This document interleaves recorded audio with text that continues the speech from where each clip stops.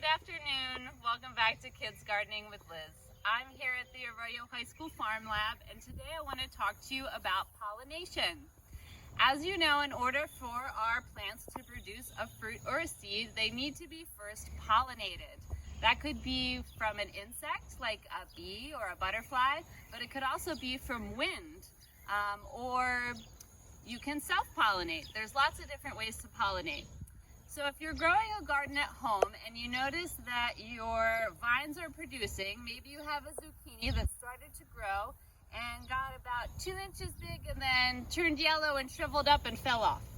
So what's happening there is a lack of pollination.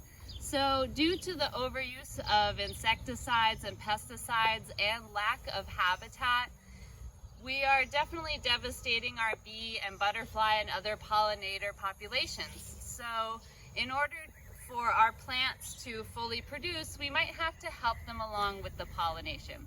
So here's something you can do in your garden to make sure that your plants produce.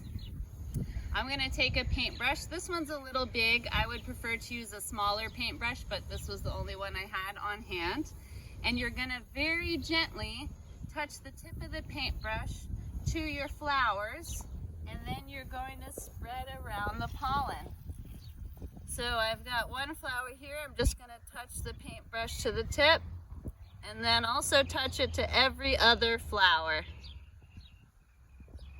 So if I was a bumblebee or a butterfly, I'd be pollinating because every time I landed on the flower to drink the nectar, some pollen would get stuck to my legs, and then when I flew to the next flower, that pollen from the original would rub off. So that's how bees do it. So essentially by using our paintbrush and doing our self-pollination, we're just copying the bees.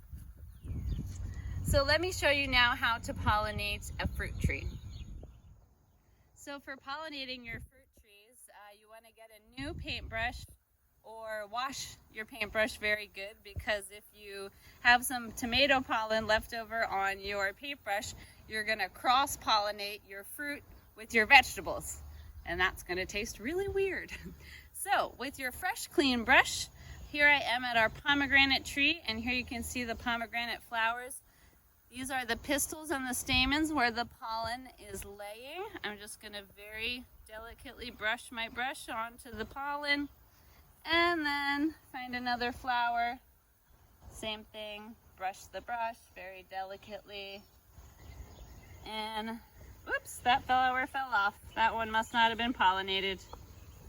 Time consuming, but will help you produce some fruits. Here's our baby pomegranates coming. All right, thank you so much. And if you have more questions about pollination or what you can do to support our bee and butterfly population, please reach out to us through our website, ecourbangardens.org, and please subscribe to our YouTube channel for more videos.